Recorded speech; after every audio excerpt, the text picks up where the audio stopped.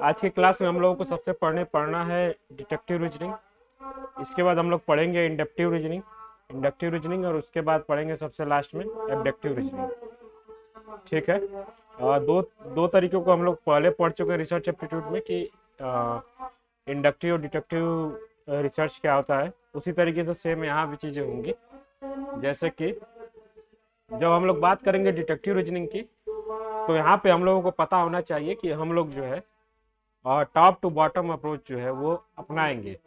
तो उसी तरीके से हम लोग शुरू करते हैं डिडक्टिव रीजनिंग को। तो डिडक्टिव रीजनिंग होती क्या है कि ये जो logical process that involves drawing specific conclusion based on the general principles or premises.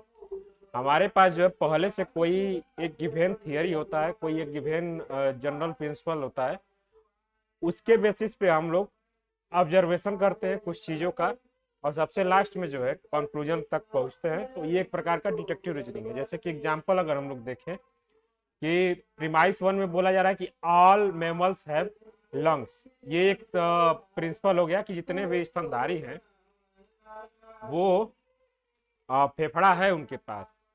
दूसरा प्रीमाइस है कि डॉल्फिन और मेमल्स, जितने भी डॉल्फिन है वो एक प्रकार के मेमल्स हैं। तो इसका मतलब कंक्लूजन हम निकाल रहे हैं कि dolphins have lungs.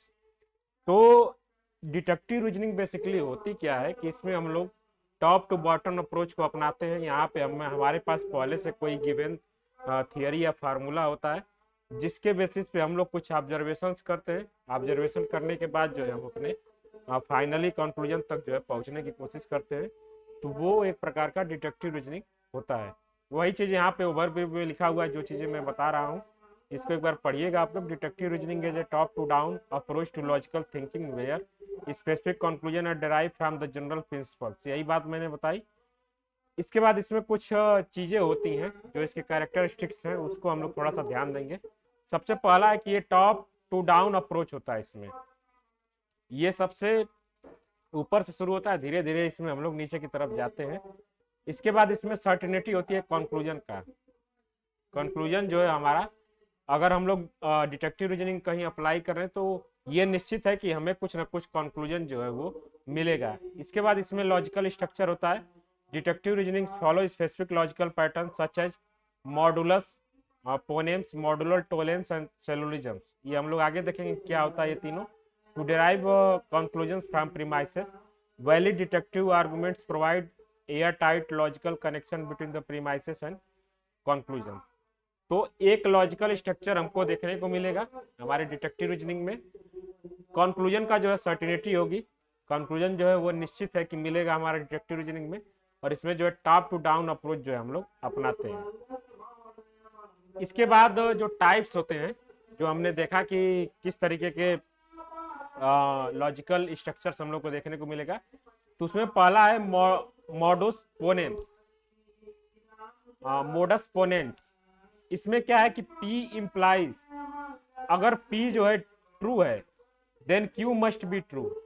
Example, if it is raining, ये P है, द ग्राउंड इज वेट, ये Q है, it is raining, P must be ground is wet. मतलब कि मॉडुलस पोनेम्स में क्या होता है, एक तरीके का ये इसका स्ट्रक्चर है जिसमें कि इस तरीके से हमारा प्रीमाइसेस जो है वो स्ट्रक्चर्स वे में होती हैं कि अगर एक प्रीमाइस ट्रू है तो दूसरी प्रीमाइस जो है वो भी जरूर ट्रू होनी चाहिए। उसी तरीके से मॉडुलस टोलेंस में क्या है कि if Q is false then must P be false. अब जैसे कि अगर हमारा सेकेंड प्रीमाइस जो Q है वो अगर गलत है तो इसका मतलब कि हमारा जो P है, जो हमारा फर्स्ट प्रीमाइस है, वो भी गलत होनी चाहिए। जैसे कि एग्जांपल में देखेंगे हम लोग कि if it is raining then the ground is wet, the ground is not wet, therefore it is not raining. तो वही बोला जा रहा है कि अगर हमारा दूसरा प्रीमाइस अगर गलत है तो इसका मतलब ये श्योर है कि हमारा पहला प्रीमाइस जो है वो गलत होगा। इसके बाद तीसरा है syllogism, a deductive arguments consisting two premise and one conclusion based on the defined relationship between category. अब सेलोलिज्म हम लोग जब पढ़ेंगे आगे तो उसमें सेलोलिज्म का एक रूल होता है कि इसमें दो प्रीमाइस होता है, एक कंक्लूजन होता है।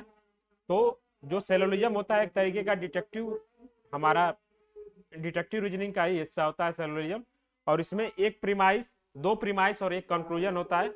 और इस तरीके से होता है कि दो प्रीमाइस एक दूसरे के बीच में कुछ ना कुछ संबंध बताएंगे और उसके आधार पे हम लोग कंक्लूजन तक पहुंचते हैं, तो वो सिलोजिज्म होता है। इतना समझ में आया क्या दोनों तीनों?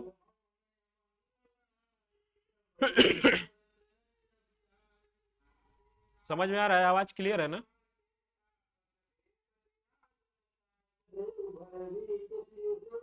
हाँ हाँ, वो थोड़ा सा अगल बगल कुछ प्रोग्राम हो रहा है, तो ज्यादा डिस्टर्ब नहीं हो रहा है ना?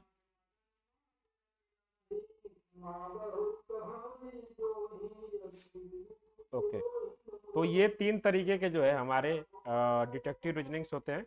इसका याद रखेंगे हम लोग। इससे क्वेश्चन कैसे पूछा जाएगा? आपसे पूछेगा कि व्हाट कैरेक्टरिस्टिक्स हैव मोडस पोनेम, मतलब कि अगर हमारे पास कोई डिटेक्टिव रीजनिंग है, वो मोडस पोनेम स्ट्रक्चर को जो है फॉलो करती है, तो उसमें उसके क्या कैरेक्टरिस्टिक्स होने चाहिए। अगर हमारा पहला प्रीमाइस सही है तो दूसरा प्रीमाइस जो है श्योर है कि सही होना चाहिए। वहीं अगर मोडस टोलेंस है, तो ये अगर हमारा पहला प्रीमाइस दूसरा प्रीमाइस अगर गलत है, तो इसका मतलब कि पहला प्रीमाइस जो है जरूर गलत ही होगा। और सिलोजिज्म एक तरीके का जो है हमारा डिटेक्टिव रीजनिंग होता है, जिसमें दोनों प्रीमाइसेस हमारी होती हैं और एक जो है कंक्लूजन होता है। प्रीमाइसेस जो होती हैं एक दूसरे के बीच में कुछ ना कुछ रिलेशनशिप स्टेबलाइज करती हैं, और उसके आधार पे हमारा कंक्लूजन जो है वो डिराइव किया जाता है। जैसे एग्जांपल में दिया गया कि all humans are, Socrates is a human, therefore Socrates is a mortal. तो इसमें मेजर प्रीमाइस और माइनर प्रीमाइस पहचानने का तरीका हमने कल की क्लास में बताया था कि जो हमारा कंक्लूजन का सब्जेक्ट होता है वो जिस प्रीमाइस में होगा वो माइनर प्रीमाइस होती है, और अगर हमारे कंक्लूजन का प्रेडिकेट जिस प्रीमाइस में होता है वो हमारा माइनर प्रीमाइस होता है। इसका एग्जांपल यहाँ पे हम लोग देख सकते हैं कि कंक्लूजन में मोर्टल है, ये हमारा प्रेडिकेट है, तो ये जहाँ पे होगा वो हमारा मेजर प्रीमाइस हो जाएगा। ये मेजर प्रीमाइस हो गया। और कंक्लूजन का सब्जेक्ट इंडियंस जो है वो जिस प्रीमाइस में होगा वो हमारा माइनर प्रीमाइस हो जाएगा। तो इस तरीके से हमारा ये था डिडक्टिव रीजनिंग। ओके, अब एग्जांपल्स कुछ देख लेते हैं हम लोग डिटेक्टिव रीजनिंग्स के। जैसे कि पहले दिया गया कि all bachelors are unmarried man. अब ये एक यूनिवर्सल बोले तो प्रिंसिपल है कि जितने भी बैचलर होते हैं वो अनमैरिड मैन होते हैं। इसके बाद दूसरा है कि जनरल ऑब्जर्वेशन हम लोग देखते हैं कि John is a unmarried man. John जो है उसकी भी शादी नहीं हुई है, therefore John is a bachelor. ये अब हमारा कंक्लूजन है, ठीक है। इसी तरीके से दूसरा हम देखेंगे कि all thrift store sell used cloth, this shirt is from the thrift store, therefore this shirt has been used. अब जितने भी एक पर्टिकुलर टाइप का स्टोर है वो यूज किए गए कपड़े बेचते हैं, और यह शर्ट जो है मैंने थ्रिफ्ट स्टोर से ही लिया है। इसका मतलब ये है कि ये शर्ट भी कभी ना कभी किसी ने यूज किया होगा। तो ये डिटेक्टिव रीजनिंग है। एक स्पेसिफिक हम लोग सबसे पहले हमारे पास कोई एक जनरल प्रिंसिपल होता है, उसके आधार पे हम लोग एक एग्जाम्पल या एक ऑब्जर्वेशन लेते हैं और उसको जो है हम लोग रिलेट करने की कोशिश करते हैं प्रिंसिपल से, और उसके बाद हम लोग कंक्लूजन तक पहुंचते हैं। क्लियर है सबको डिटेक्टिव रीजनिंग? बताइए।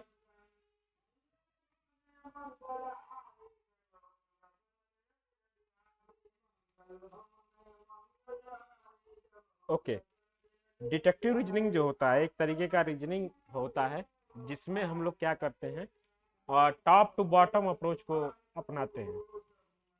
टॉप टू बॉटम, अब टॉप टू बॉटम का मतलब है कि हम क्या है जनरल टू पर्टिकुलर जाने की कोशिश करते हैं। जैसे कि जनरल कोई हमारे पास प्रिंसिपल है, उस प्रिंसिपल को हम लोग उस प्रिंसिपल के लिए एक ऑब्जर्वेशन देखेंगे, एक एग्जाम्पल देखेंगे, और उसको जो है उस प्रिंसिपल से रिलेट करने की कोशिश करेंगे, और सबसे लास्ट में जो है हम कंक्लूजन तक पहुंचेंगे। जैसे कि यहाँ पे दिया गया कि ऑल मेमल्स हैव लंग्स, जितने भी हमारे स्तनधारी होते हैं उनके पास लंग्स होते हैं। डॉल्फिन्स आर मेमल्स, डॉल्फिन जो है वो मेमल्स है। तो ये हमारा एक पहला प्रीमाइस जो इसमें प्रीमाइस 1 है, वो एक तरीके का हमारा प्रिंसिपल है, जनरल प्रिंसिपल है कि जितने भी मेमल्स होते हैं उनके पास लंग्स होते हैं। और डॉल्फिन जो है वो हमको पता है कि डॉल्फिन मेमल्स है, तो इसका मतलब क्या कंक्लूजन हम लोग निकाल सकते हैं कि डॉल्फिन के पास भी लंग्स होंगे। अभी क्लियर हुआ क्या गार्गी?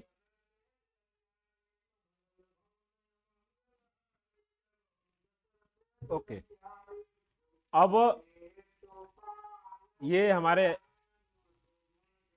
उदाहरण है, इसको हम लोग देख लेंगे, सारे एग्जाम्पल को देखेंगे, सब जो है आसानी से सेट हो जाएंगे। बाकी 2 एग्जाम्पल मैंने बताया, बाकी पीडीएफ आप लोगों के पास है तो इसके सारे एग्जाम्पल देखिएगा थोड़ा सा। अब बात करते हैं इंडक्टिव रीजनिंग की। इंडक्टिव रिसर्च में हम लोग क्या करते थे, बॉटम टू अप अप्रोच अपनाते थे, बॉटम से जो है अप जाने की कोशिश करते थे। तो वही चीज यहां भी होगा। Inductive reasoning process deriving general principles or conclusion based on the specific observation और एग्जाम्पल। यहाँ पे हमारे पास पहले से कोई प्री गिवन थियरी और प्री गिवन प्रिंसिपल्स वगैरह नहीं होते हैं।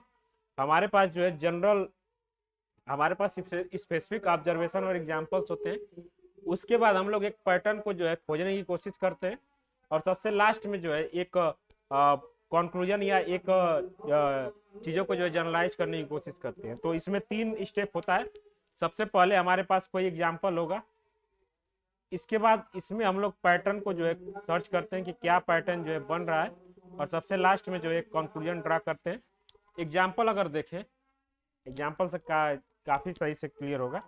जैसे कि the sun has risen every morning throughout history, ये एग्जाम्पल है एक, ठीक है।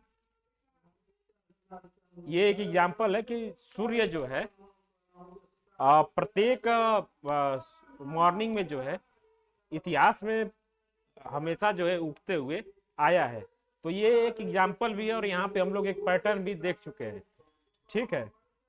उसके बाद हम लोग कंक्लूजन क्या निकालते हैं कि therefore the sun will rise tomorrow.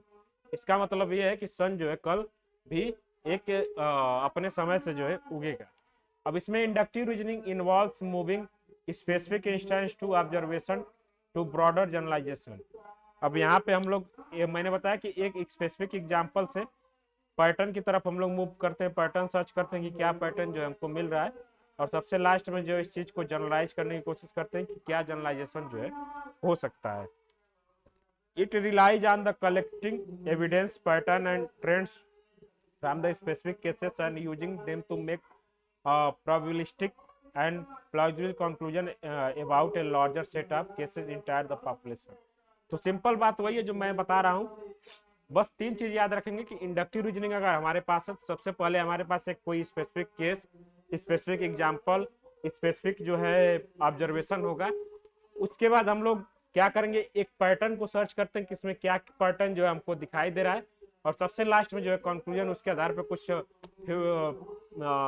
भविष्यवाणी जो है करने की कोशिश करते हैं। तो वो एक प्रकार का इंडक्टिव रीजनिंग होता है।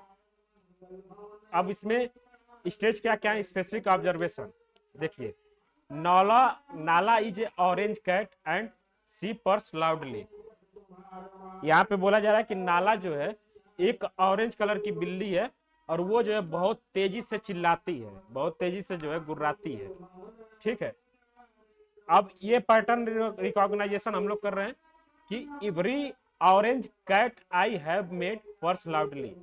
अब यहाँ पे एक ऑब्जर्वेशन हमारे पास पैटर्न रिकॉग्निशन की मैं जिस भी ऑरेंज कैट से मिला हूं वो हमेशा जो है बहुत तेजी से, बहुत तेज जो है चिल्लाती है। इसके बाद जनरल कंक्लूजन मैं क्या निकाल सकता हूं कि all orange cats purse loudly, पर लाउडली।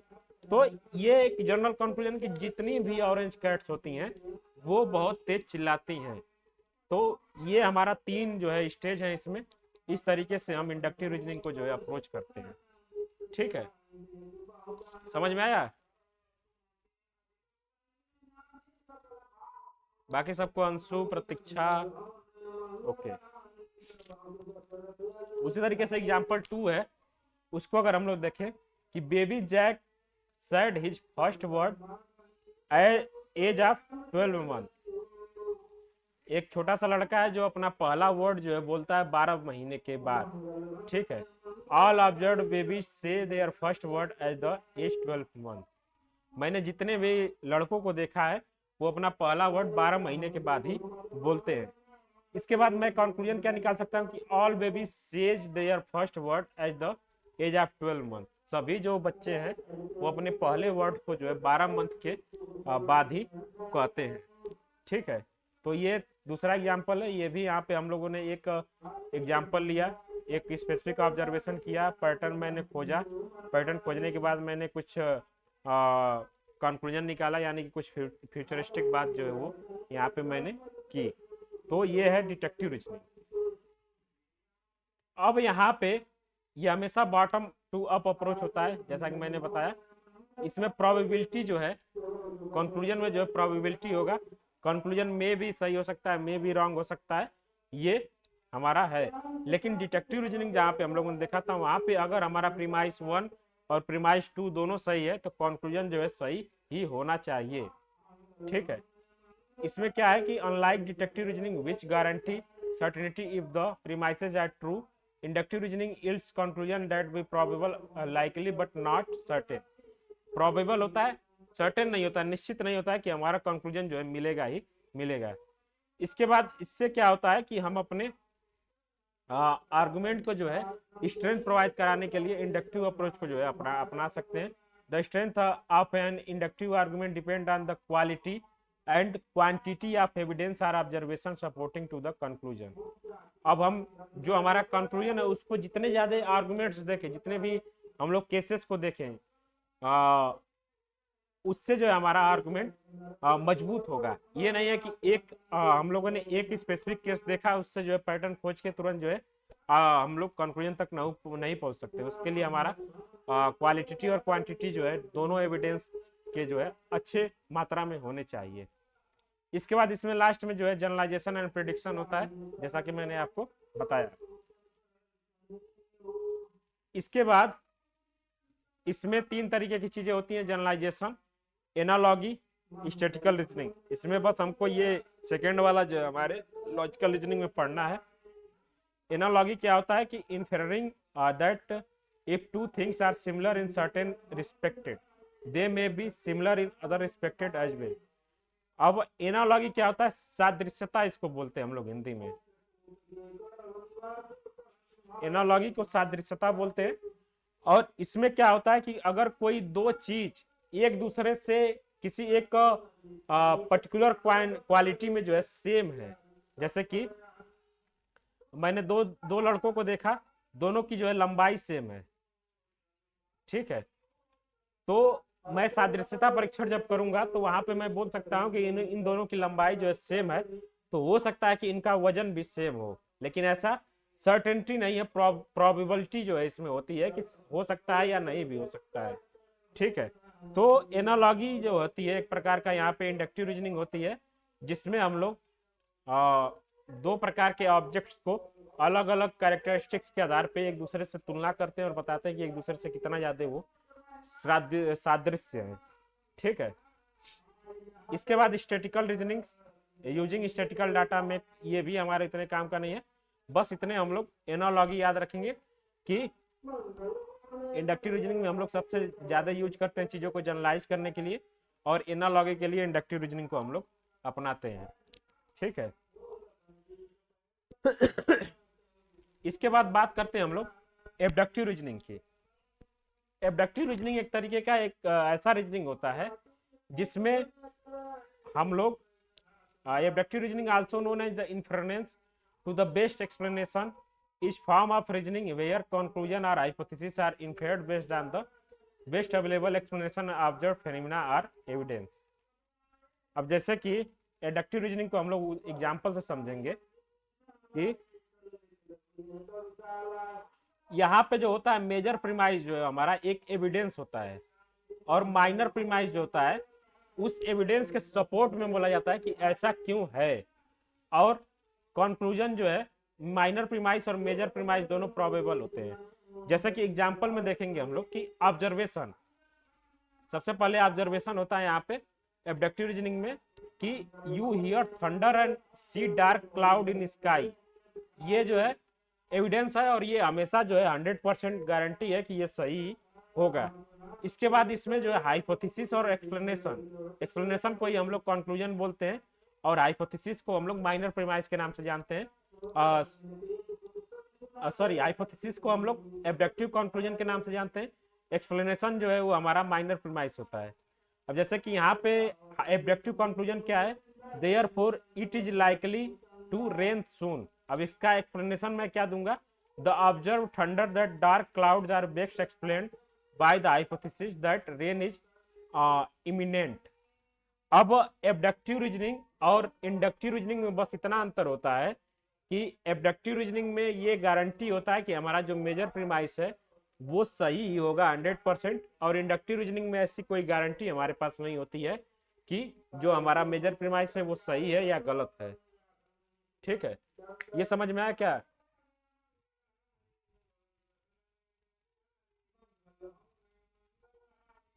बताइए।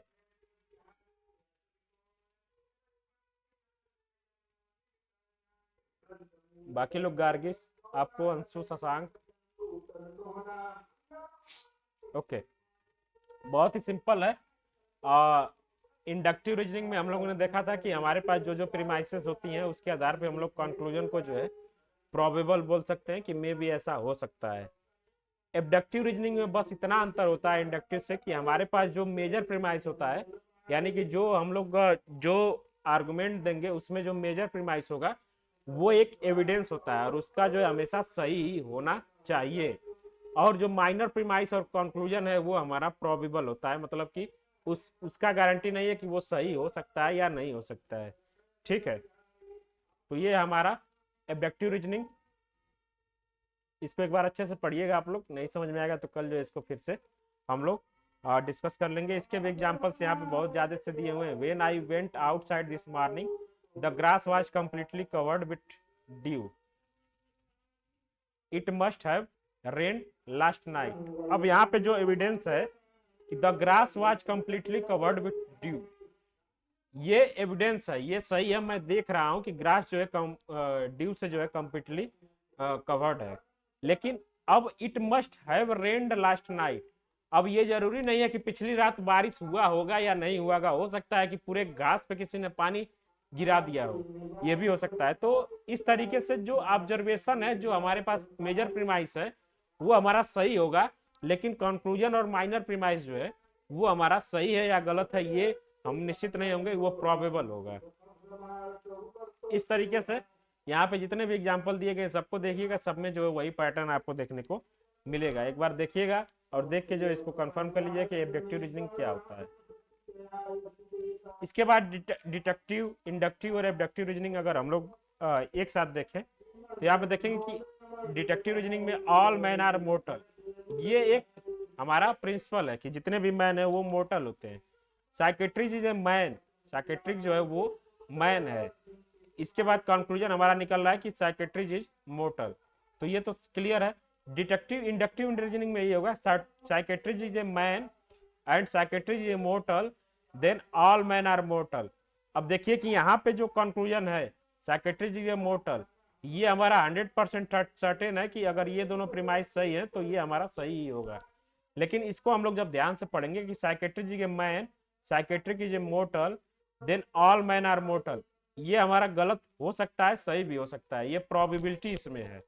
उसी तरीके से एब्डक्टिव में all man are mortal, all man are mortal, psychiatric is a mortal, psychiatric is a man. अब साइकेट्रिक हो सकता है कि किसी लड़की का भी नाम हो सकता है, साइकेट्रिक हो सकता है किसी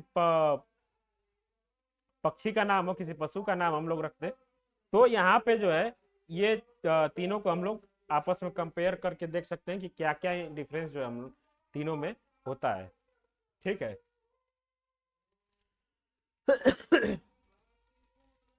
क्लियर है तीनों सबको? एक बार थम्स अप कर दीजिए।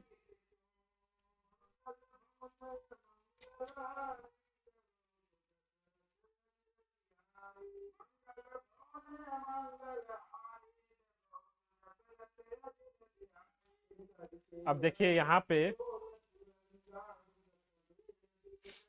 कंक्लूजन ये प्रोबेबल है, यहाँ पे कंक्लूजन 100% सर्टेन नहीं है कि आएगा ही। यहाँ पे बस कंक्लूजन दिया गया है कि हो सकता है कि ये गलत भी हो। ठीक है, अब ये देखिए यहाँ पे डिटेक्टिव में ऑल मैन आर मोर्टल। हाँ बताइए शशांक।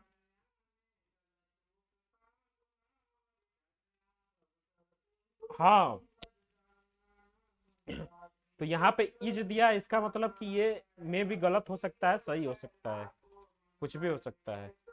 ठीक है।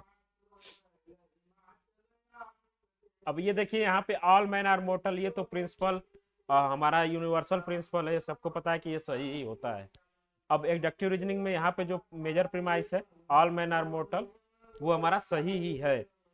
लेकिन सॉक्रेटिस इज ए मोर्टल, अगर ये सही है तो ये इससे हम लोग ये कंक्लूजन नहीं निकाल सकते हैं कि वो मैन है या वुमेन है या वो किसी पेट का नाम है, तो ऐसा कुछ भी हो सकता है। ठीक है। तो ये तीनों हैं, एक बार अच्छे से देखिएगा। आगे बहुत सारा जो है टेबल यहाँ पे दिया हुआ है बहुत डिटेल में कि किस किस तरीके से हम लोग एक दूसरे को कर सकते हैं।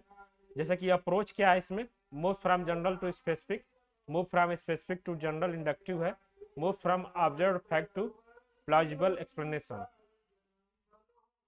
तो ये यहाँ पे तीनों में जो है अलग अलग डिफ्रेंसिएशन जो है दिया हुआ है, और यहाँ पे किस एक्सपेक्ट के आधार पे हम तीनों को जो है डिफ्रेंशिएट कर रहे हैं ये दिया हुआ है। इसको हम लोग अच्छे से देख लेंगे एक बार। अगर किसी में कोई दिक्कत होगा तो कल की क्लास में हम लोग इसको डिस्कस कर लेंगे।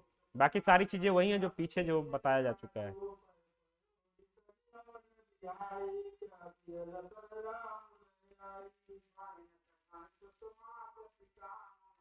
अब हम लोग बात करते हैं मूड ऑफ सेलुलरिज्म या आर्गुमेंट। मूड ऑफ सेलुलरिज्म का मतलब है कि अगर हमारा मेजर प्रीमाइस जो है, अब हम लोगों ने पीछे बात कर लिया कि ए ई आई और ओ का क्या मतलब होता है। ए जो है वो यूनिवर्सल पॉजिटिव है, ई जो है वो यूनिवर्सल निगेटिव होता है, आई जो है पर्टिकुलर निगेटिव है, ओ जो है हमारा पर्टिकुलर आई जो सॉरी आई पर्टिकुलर पॉजिटिव है और वो जो है पर्टिकुलर निगेटिव होता है। ये हम लोगों ने पीछे अच्छे से डिस्कस किया हुआ है और ये हम याद रखेंगे, ये हमारे बहुत काम का चीज़ है। एक बार फिर से मैं बता देता हूँ, ये जो है वो हमारा ऑल पॉजिटिव, ई जो है सब निगेटिव, आई जो है नहीं सॉरी ई जो है ऑल निगेटिव, ई जो है ऑल निगेटिव, आई जो है सम पॉजिटिव और ओ जो है हमारा सम निगेटिव। इस तरीके से हम लोगों ने देखा था ए ई आई और ओ। ए जो है हमारा ऑल पॉजिटिव, ई जो है हमारा ऑल निगेटिव, आई जो है हमारा सम निगेटिव और ओ जो है हमारा सम निगेटिव। सॉरी आई यहाँ पे सम पॉजिटिव है, ओ जो है यहाँ पे सम निगेटिव है। तो बात करते हैं मूड क्या होता है। अगर हमारा मेजर प्रीमाइस जो है ऑल पॉजिटिव है और माइनर प्रीमाइस भी ऑल पॉजिटिव है, तो कंक्लूजन जो है वो हमारा ऑल पॉजिटिव होना चाहिए। तीनों जो है ए फॉर्मेट में होने चाहिए। अब ये इसका काम हम लोग इसका यूज कहाँ करेंगे, जो हम लोग कंक्लूजन टेबल पढ़ेंगे कि बहुत सारा क्वेश्चन हम लोगों ने देखा होगा लॉजिकल रीजनिंग में कि पूछता है कि अगर प्रीमाइस वन और प्रीमाइस वन ये है, प्रीमाइस टू जो है ये है, तो हमारे कंक्लूजन क्या हो सकता है। तो वो उस तरीके से कंक्लूजन निकालने में जो है हमारा इससे हेल्प मिलेगा। तो ये टेबल हम लोगों को याद रखना होगा थोड़ा सा कि अगर ऑल पॉजिटिव है और माइनर प्रीमाइस भी ऑल पॉजिटिव है तो हमारा कंक्लूजन भी ऑल पॉजिटिव होना चाहिए। इसी तरीके से मेजर प्रीमाइस अगर हमारा पर्टिकुलर पॉजिटिव है और माइनर प्रीमाइस जो हमारा ऑल पॉजिटिव है तो कंक्लूजन हमारा पर्टिकुलर पॉजिटिव होना चाहिए। इसी तरीके से यहाँ हमारा ये ऑल पॉजिटिव और ये ऑल निगेटिव, तो हमारा कंक्लूजन ऑल निगेटिव होना चाहिए। अगर हमारा मेजर प्रीमाइस आई है, पर्टिकुलर पॉजिटिव है और माइनर प्रीमाइस जो है ऑल निगेटिव है, तो हमारा कंक्लूजन जो है वो होना चाहिए पर्टिकुलर निगेटिव। तो ये हमारा मूड ऑफ सेलुलरिज्म है। इन चारों मूड को हम लोग आगे आगे देखेंगे अच्छे से क्या क्या होता है। इसके बाद ये क्लियर है क्या सबको? आगे हम लोग इसको यूज करेंगे जब कंक्लूजन निकालेंगे प्रीमाइसेस से कि अगर हमारे पास ये प्रीमाइसेस है तो उसको यूज करके हमारे पास क्या क्या कंक्लूजन आ सकता है, तो उसमें हम ये सब सारी चीज़ों को यूज करेंगे। इसके बाद फिगर देखते हैं कि कौन कौन से फिगर हो सकते हैं सेलुलरिज्म के। अब देखिए कि first figure, second figure, third figure और फोर्थ फिगर, इन चारों का जो है कुछ ना कुछ पर्टिकुलर नाम होता है। यहाँ पे देखेंगे फर्स्ट फिगर को हम लोग बारबरा बोलते हैं, बारबरा फिगर बोलते हैं। इसमें क्या होता है कि मेजर प्रीमाइज देखिए कि यूनिवर्सल अफर्मेटिव होता है, माइनर प्रीमाइज है वो हमारा यूनिवर्सल अफर्मेटिव होता है, कंक्लूजन भी हमारा यूनिवर्सल अफर्मेटिव होता है। ठीक है, all M are P, all S are M और therefore all S are P. मतलब कि हम लोग देखेंगे कि बारबरा में क्या होता है कि हमारा मेजर प्रीमाइस, माइनर प्रीमाइस और कंक्लूजन सब यूनिवर्सल अफर्मेटिव होते हैं, यूनिवर्सल पॉजिटिव होते हैं। मतलब कि सारे जो है ये तीनों ए टाइप के होते हैं। इसके बाद सेकेंड फिगर में क्या होता है, मेजर प्रीमाइस हमारा यूनिवर्सल अफर्मेटिव ए टाइप का होता है, और माइनर प्रीमाइस जो है हमारा यूनिवर्सल निगेटिव यानी कि ई टाइप का होता है। तो हमारा जो कंक्लूजन है वो भी हमारा यूनिवर्सल निगेटिव होगा, ई टाइप का होगा। ये भी हमारा एक फिगर है कि अगर major premise all positive, minor premise all negative, तो कंक्लूजन जो है हमारा वो ऑल निगेटिव या यूनिवर्सल निगेटिव ही होनी चाहिए। ठीक है, इस सब फिगर को हम लोग सेलेरेंट बोलते हैं, सेलेरेंट फिगर, सेलेरेंट फिगर। इसको हम लोग ए टाइप लिख लेंगे, और इसको हम लोग ए टाइप लिख लेंगे। ये बारबरा है और ये जो है सेलेरेंट है, all positive, all negative, conclusion जो है हमारा ऑल निगेटिव। अगला जो फिगर है उसको हम लोग दारी फिगर बोलते हैं। इसमें क्या है, हमारा मेजर प्रीमाइज जो है यूनिवर्सल अफर्मेटिव है, माइनर प्रीमाइज जो है हमारा यूनिवर्सल अफर्मेटिव है, और कंक्लूजन में भी ऐसा हो सकता है कि पर्टिकुलर अफर्मेटिव मिले। मतलब कि तीनों प्लस प्लस तो हो सकते हैं, ये ऑल पॉजिटिव, ये ऑल पॉजिटिव, लेकिन ये जो है हमारा सम पॉजिटिव, पर्टिकुलर अफर्मेटिव मिले, तब इसको हम लोग दारी फिगर बोलते हैं। ठीक है इसके बाद अगला है फोर्थ फिगर, इसको हम लोग फेरियो बोलते हैं। इसमें यूनिवर्सल निगेटिव, यूनिवर्सल अफर्मेटिव, और ये जो हमारा पर्टिकुलर निगेटिव मिले, यूनिवर्सल निगेटिव ई टाइप का, और ये यूनिवर्सल अफर्मेटिव ए टाइप का, और ये हमारा पर्टिकुलर निगेटिव मिले ओ टाइप का। तो ये हमारा दारी फिगर होता है। तो ये चार तरीके का फिगर है हमारे पास। ये चारों तरीके से हमारे पास जो है प्रीमाइस और कंक्लूजन जो है आ सकते हैं। फर्स्ट फिगर में बारबरा में क्या था, universal positive, major premise universal positive, minor premise, तो कंक्लूजन जो है हमारा यूनिवर्सल पॉजिटिव ही मिलेगा, वो उसको हम लोग बारबरा बोल रहे थे। सेलेरेंट में क्या हो रहा था कि यूनिवर्सल अफर्मेटिव था major premise, minor premise universal negative था, तो हमारा जो कंक्लूजन है वो हमारा यूनिवर्सल निगेटिव मिल रहा था। इसको हम लोग सेलेरेंट फिगर बोल रहे थे। थर्ड फिगर दारी था। इसमें हमारा मेजर प्रीमाइस यूनिवर्सल अफर्मेटिव है, माइनर प्रीमाइस जो यूनिवर्सल अफर्मेटिव है, कंक्लूजन में भी पर्टिकुलर अफर्मेटिव अगर मिलता है, तो ये हमारा दारी फिगर है, थर्ड फिगर ऑफ सेलुलरिज्म है। फोर्थ फिगर है फेरियो। फेरियो में क्या होता है कि मेजर प्रीमाइस हमारा यूनिवर्सल नेगेटिव, माइनर प्रीमाइस जो हमारा यूनिवर्सल अफर्मेटिव, तो हमारा कंक्लूजन जो है वो पर्टिकुलर नेगेटिव अगर मिलता है, तो इस तरीके का जो हमारा फिगर होगा वो फेरियो होगा। ठीक है, अब इसको यूज कैसे करना है, इससे क्वेश्चन कैसे बनेगा, तो एक तरीके का क्वेश्चन जो है बहुत, हाँ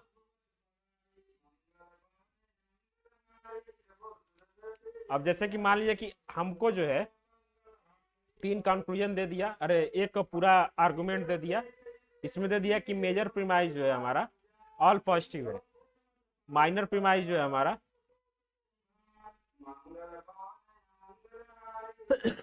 ये भी हमारा ऑल पॉजिटिव है, कंक्लूजन जो है वो भी हमारा ऑल पॉजिटिव दे दिया। अब पूछेगा कि which of the following figure has been followed in given argument, आपको दे देगा बारबरा, सेलेरेंट, दारी और फेरियो। तो आपको चूज करना होगा कि जब तीनों यूनिवर्सल पॉजिटिव होते हैं तो हमारा बारबरा होता है। ठीक है, इसी तरीके से यहाँ पे चेंज करके दे देगा, मैं बस यहाँ पे डिनोट कर रहा हूँ, वो पूरा दे सकता है कि सभी मनुष्य नश्वर हैं, सभी बैल नश्वर हैं, तो कंक्लूजन सभी बैल मनुष्य हैं। अब ये मैटर नहीं है कि कंक्लूजन सही है या गलत है, फिगर अगर जैसा दिया हुआ है, ये अफर्मेटिव है, ये अफर्मेटिव है, ये अफर्मेटिव है, ऑल अफर्मेटिव है, तो हमारा जो बारबरा जो फिगर है वो हम लोग इसमें फॉलो करेंगे। समझ में आया कैसे क्वेश्चन पूछा जा सकता है?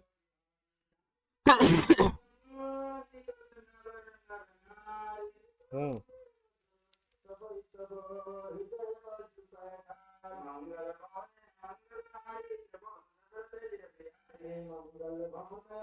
पॉजिटिव निगेटिव नहीं पहचान पाएंगे आप, दिखाते हैं आपको। अब यहाँ पे देखिए ऑल, यहाँ पे जो दिया हुआ है थर्ड फिगर में ऑल पी आर एम, अगर नो नहीं है और ऑल है तो वो यूनिवर्सल अफर्मेटिव होगा। ऑल एस आर एम, देखिए यहाँ पे नो नहीं है और ऑल क्वांटिफायर जो है लगा हुआ है तो वो यूनिवर्सल अफर्मेटिव होगा। कंक्लूजन में सम लगा हुआ है तो सम का मतलब पर्टिकुलर होता है, हम लोगों ने पहले क्लास में पढ़ा था। मतलब कि कोई भी ऐसा क्वांटिफायर यूज हो जिससे कि पूरे पॉपुलेशन को हम लोग कवर ना कर पाए, पॉपुलेशन के एक छोटे से हिस्से को कवर करे, तो वो पर्टिकुलर हो जाएगा। अगर कोई ऐसा क्वांटिफायर यूज हुआ है जिससे कि पूरा पॉपुलेशन कवर हो जा रहा है तो वो हमारा यूनिवर्सल हो जाएगा। जैसे कि ऑल हो गया, ऑल हमारा यूनिवर्सल अफर्मेटिव का क्वांटिफायर है। इसी तरीके से नो है, नन है, नो वन है, ये हमारा यूनिवर्सल निगेटिव के क्वांटिफायर्स है। तो अगर निगेटिव क्वांटिफायर लगा हुआ है तो वो निगेटिव हो जाएगा। अगर निगेटिव क्वांटिफायर नहीं है और हमारा कोई ऐसा क्वांटिफायर लगा हुआ है जो या तो पूरे पॉपुलेशन को कवर कर रहा है या थोड़े से पॉपुलेशन को कवर कर रहा है, तो अगर पूरे को कर रहा है तो वो हमारा यूनिवर्सल हो जाएगा, अगर थोड़े से कर रहा है तो वो पर्टिकुलर हो जाएगा। क्लियर हुआ?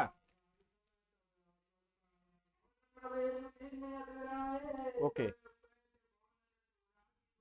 अब देखेंगे कन्वर्जन ऑफ प्रोपोजिशन कैसे होता है। कन्वर्जन ऑफ प्रोपोजिशन, अब यहाँ पे 4 रूल होते हैं।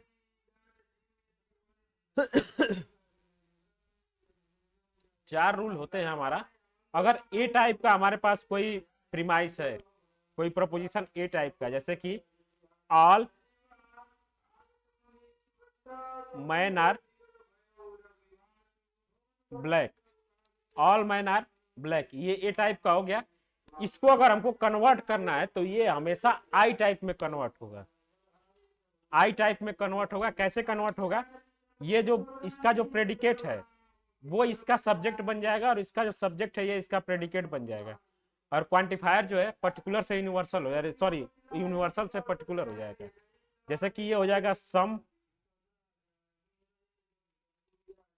Black are man. अब देखिए ए टाइप से आई टाइप में कन्वर्ट हुआ। इसी तरीके से ई टाइप का अगर कोई हमारे पास प्रोपोजिशन है, कोई हमारा प्रीमाइस है, वो हमेशा कन्वर्ट होगा तो ई टाइप में ही कन्वर्ट होगा। जैसे कि नो मैन आर ब्लैक, तो इसको जब हम लोग कन्वर्ट करेंगे ई से ई में ही, तो ये हो जाएगा no black are man. Conversion का क्या मतलब होता है कि जो एक का सब्जेक्ट है वो दूसरे का प्रेडिकेट बन जाए और जो एक का प्रेडिकेट है वो दूसरे का सब्जेक्ट बन जाए। ये समझ में कैसे कन्वर्ट होता है?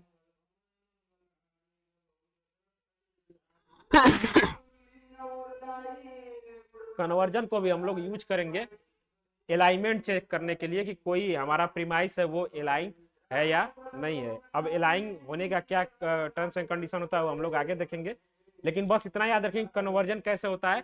All type, all universal affirmative जो है हमेशा जो है पर्टिकुलर अफर्मेटिव में चेंज होगा। यूनिवर्सल निगेटिव जो है हमेशा यूनिवर्सल निगेटिव में चेंज होगा। आई टाइप का अगर कोई है पर्टिकुलर अफर्मेटिव है तो हमेशा पर्टिकुलर अफर्मेटिव में चेंज होगा। अगर ओ टाइप का कोई हमारे पास सेंटेंस है यानी कि पर्टिकुलर निगेटिव, तो वो कभी भी जो है कन्वर्ट नहीं होगा। इस चीज का हम लोग ध्यान रखेंगे।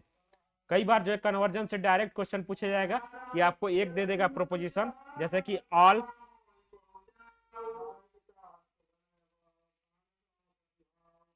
Girls are intelligent. अब इसको कन्वर्ट करिए, बताइए जल्दी से कन्वर्ट करके इसको कैसे हम लोग कन्वर्ट करेंगे।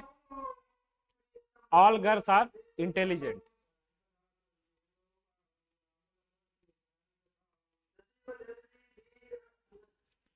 बताइए जल्दी से कैसे इसको कन्वर्ट करेंगे और किसमें ये कन्वर्ट होगा। नहीं नहीं, थोड़ा सा गलत हो गया किसान।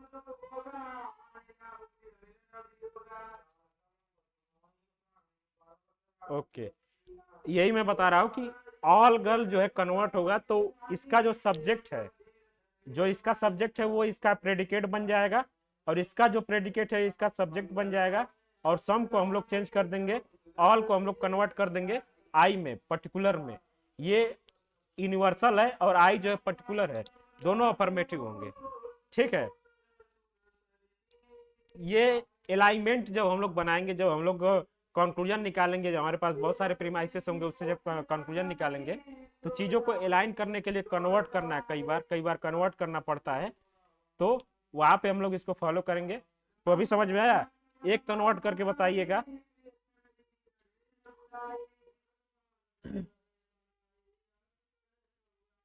नो पोएट आर ऑनेस्ट, इसको कन्वर्ट करना है, जल्दी से बता दीजिए कोई।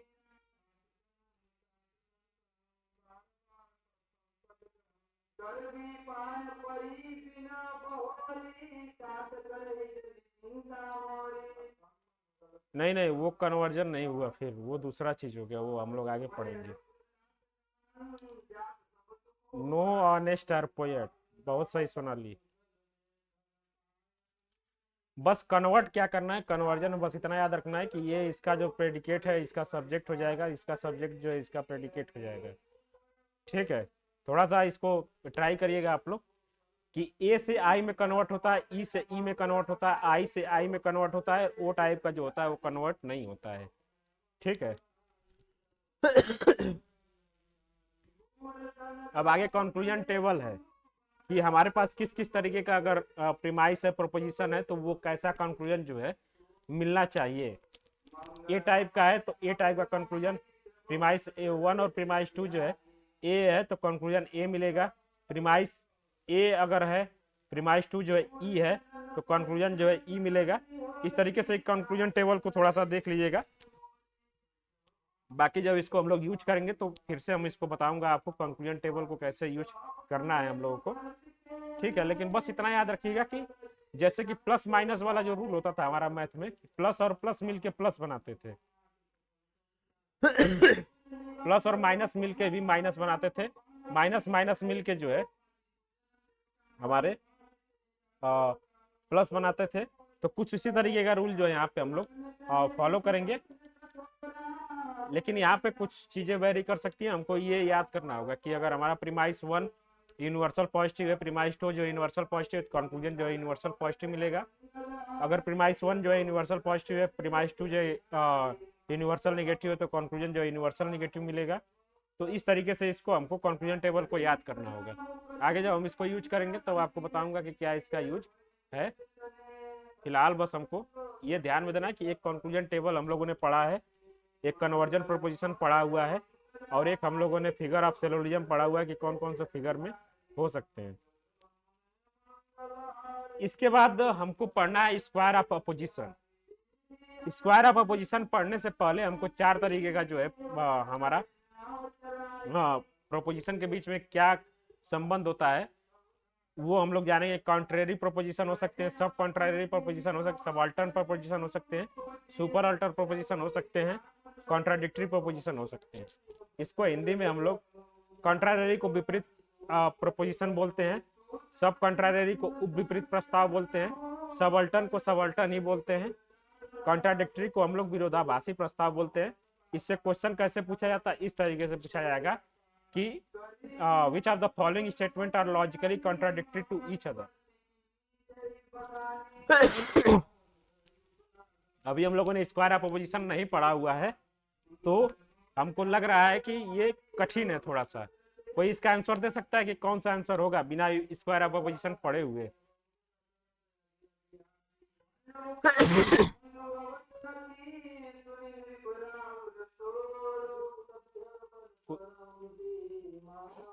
ए और सी।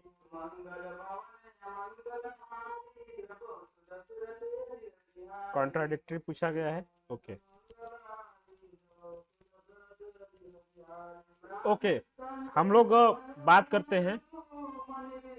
सबसे पहले देख लेते हैं कि कॉन्ट्रारी प्रोपोजिशन क्या होते हैं। कॉन्ट्रारी प्रोपोजिशन उस तरीके के प्रोपोजिशन हो सकते हैं जो can not be both be true at same point but can both be false together. अगर दो प्रोपोजिशन इस तरीके से दिया हुआ है कि दोनों एक समय पे सही नहीं हो सकते हैं लेकिन दोनों एक समय पे गलत हो सकते हैं, तो वो कॉन्ट्रारी प्रोपोजिशन होते हैं। जैसे कि एग्जांपल के लिए all birds can fly, no birds can fly. अब यहाँ पे दोनों एक साथ पे सही नहीं हो सकते हैं। अगर ये सही होगा तो ये गलत हो जाएगा, ये सही, ये गलत होगा तो ये सही होगा, लेकिन दोनों जो है एक साथ गलत हो सकते हैं, कि हो सकता है कि दोनों गलत हो। तो कोई ऐसा प्रोपोजिशन है जो एक साथ सही नहीं हो सकते सेम टाइम पे, लेकिन दोनों सेम टाइम पे जो है गलत हो सकते हैं। तो उस तरीके के प्रोपोजिशन को हमारा कॉन्ट्रारी प्रोपोजिशन बोलते हैं, विपरीत प्रस्ताव हम लोग बोलते हैं। उसी तरीके से सब कॉन्ट्रारी में क्या होता है कि दोनों एक साथ गलत नहीं हो सकते हैं, दोनों एक साथ सही हो सकते हैं।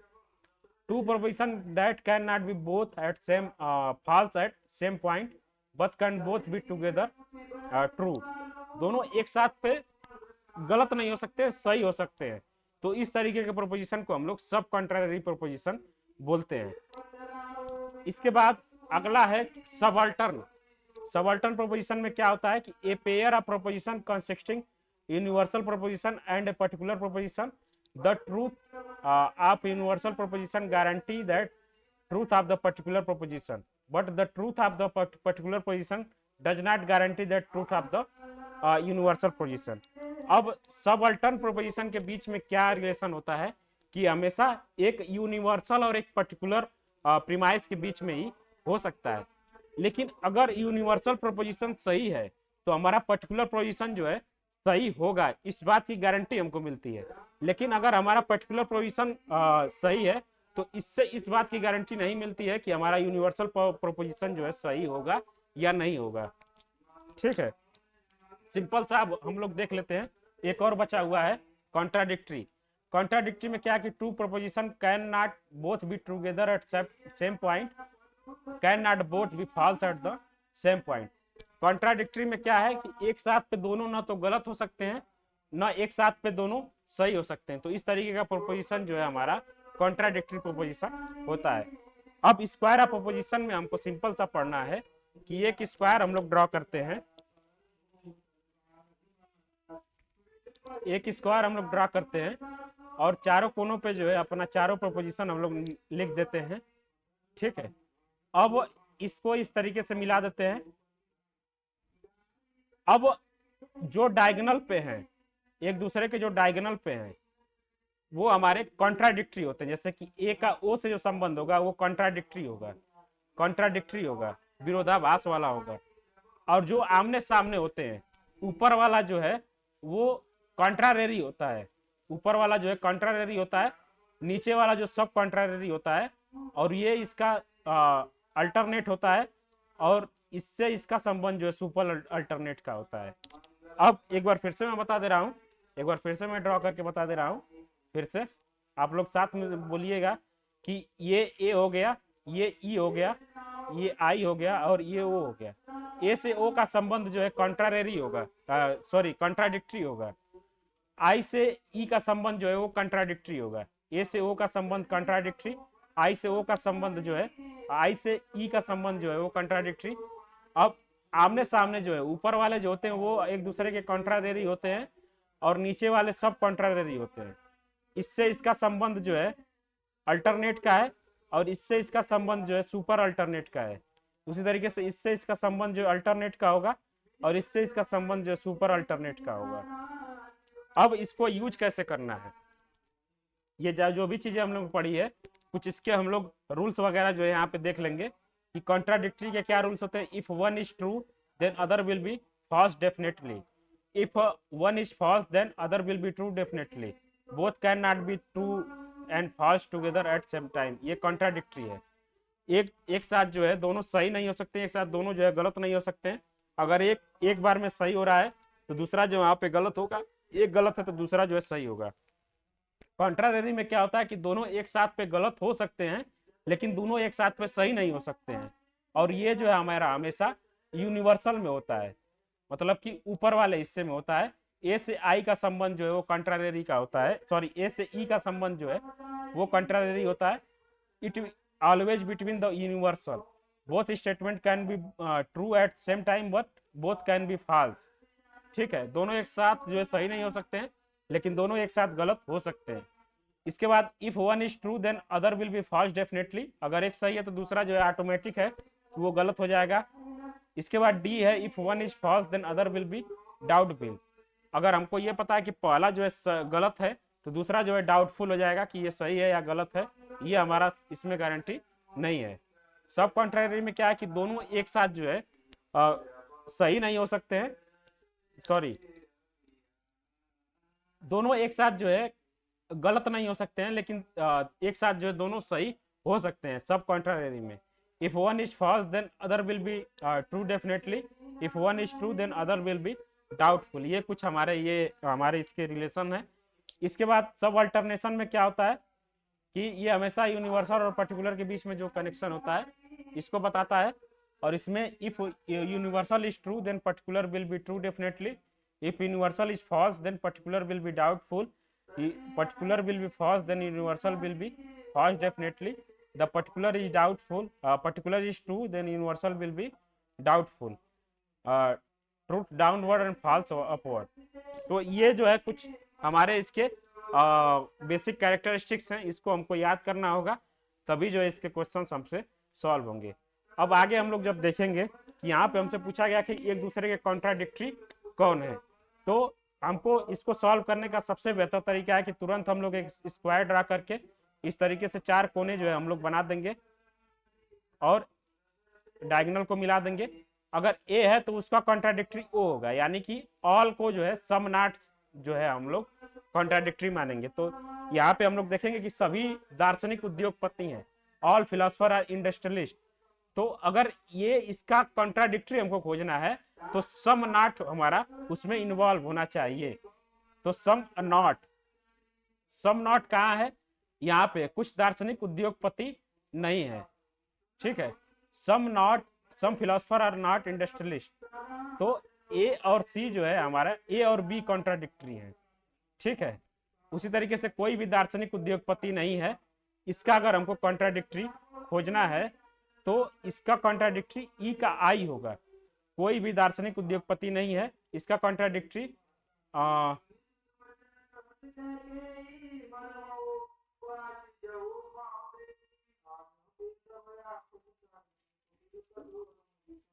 कौन सा होगा, डी।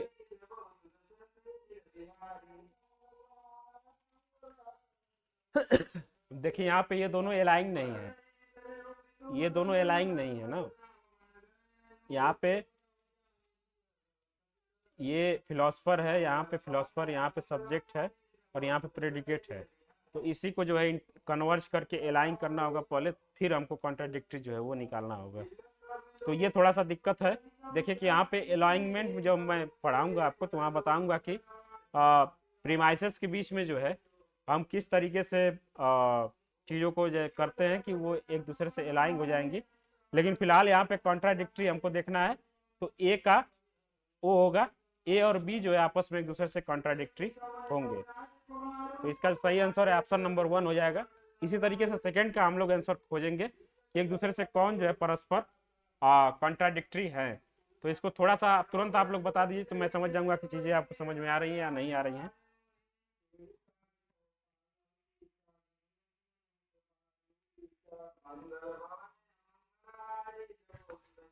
ए एंड डी,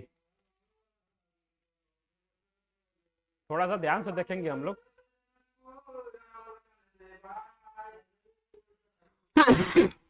थोड़ा सा ध्यान से देखेंगे, जल्दीबाजी में जो है गलत आंसर देने की कोशिश नहीं करना है। ओके,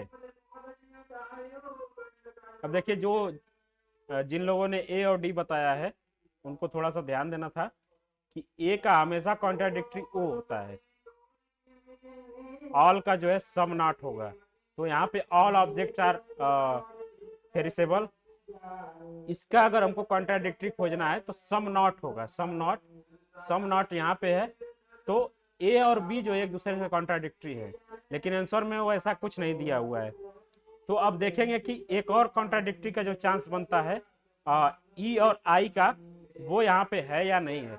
ई का मतलब है नो, यूनिवर्सल जो है निगेटिव, और आई जो है पर्टिकुलर पॉजिटिव। तो नो का सम, नो का सम, तो no object are perishable and some object are perishable.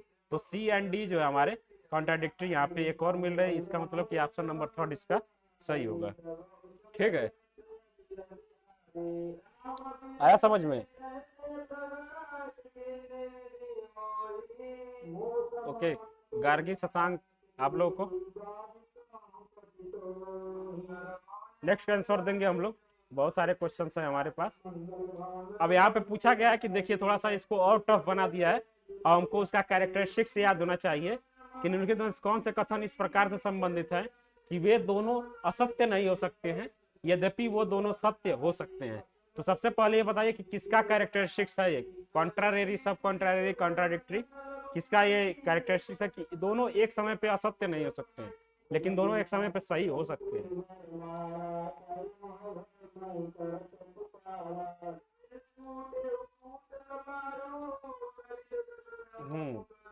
सब कॉन्ट्रारेरी के जो है ये हमारे,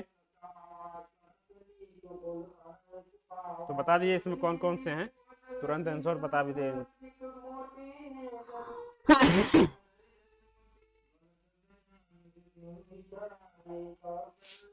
सम और सम नॉट, क्लियर है क्या सबको?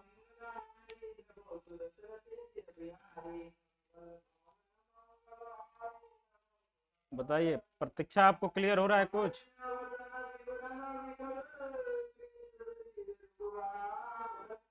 ओके, इसका आंसर हम लोग जब निकालेंगे तो तुरंत जो है हम लोग ये जान जाएंगे कि ये सब कॉन्ट्रेरी है।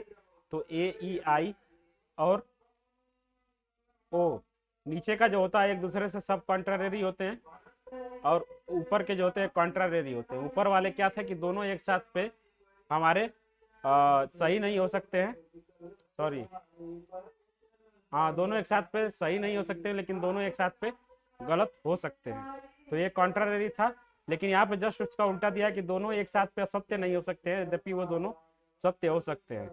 तो ई का, आई का ओ से जो संबंध होगा वो सब कॉन्ट्रारेरी का होगा, और आई यहाँ पे कौन सा है, सम, और आई यहाँ पे ए वाला जो यहाँ पे स्टेटमेंट दिया हुआ है वो हमारा आई है, और सी वाला जो दिया हुआ है वो हमारा ओ है। तो ए और सी, ऑप्शन नंबर 4 इसका हमारा सही होगा। बिल्कुल सही है, बहुत अच्छा।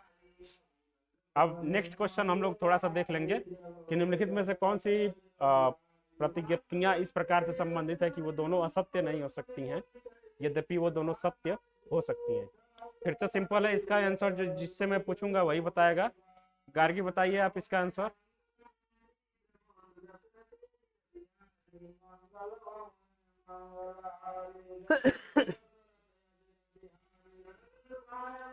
सबसे पहले हम लोग देखेंगे कि ये कौन से रिलेशन का जो है यहाँ पे कैरेक्टरिस्टिक्स फॉलो हो रहा है। दे रहा है कि दोनों असत्य नहीं हो सकती, यद्यपि दोनों सत्य हो सकती हैं। तो मुझे लगता है कि जस्ट पीछे वाला ही हो जाएगा। बताइए। ओके, तो फिर से वही हो जाएगा, सम और सम नॉट, सम और सम नॉट, बी और सी जो है आपस में एक दूसरे से सब कॉन्ट्रेरी होंगे। समझ में आ रहा है क्या गार्गी?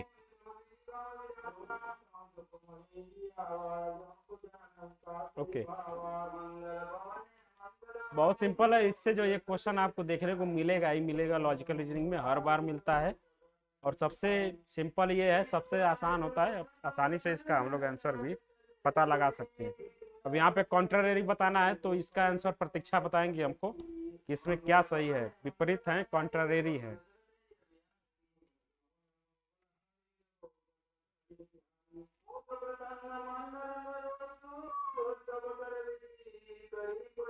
बताइए जल्दी से प्रतीक्षा।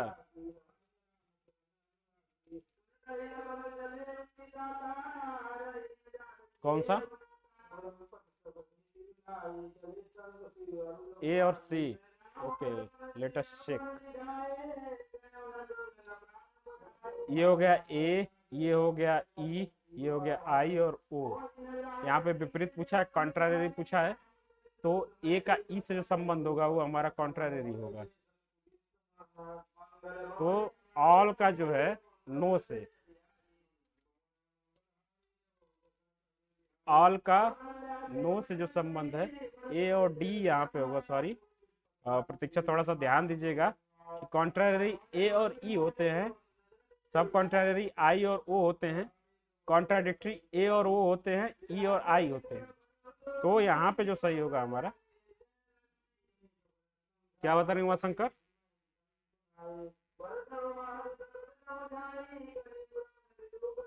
ओके, आवाज नहीं जा रही थी, सॉरी।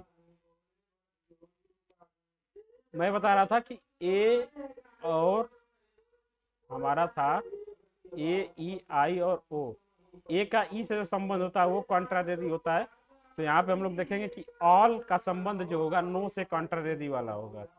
तो ए का डी से जो संबंध होगा हमारा वो कॉन्ट्रारी होगा।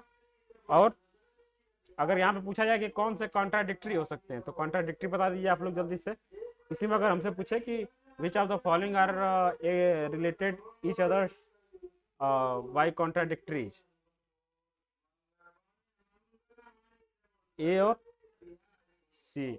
बहुत अच्छा, ए और सी भी हो सकता है और बी और डी भी हो सकता है शायद, मुझे जहां तक लग रहा है।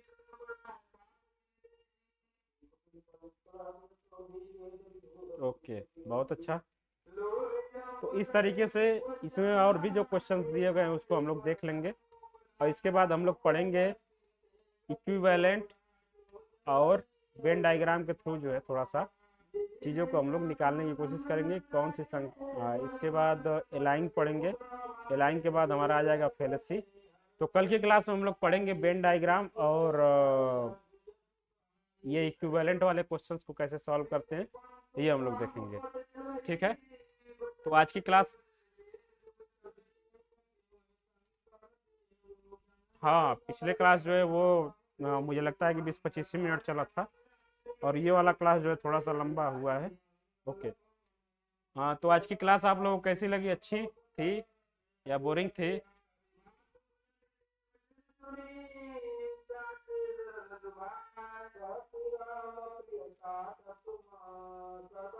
ओके ओके, हम लोग देखते हैं अब ग्राफ। ग्राफ हम लोग को सॉल्व करना है, और जौन सा जो ग्राफ आपको दिया गया था,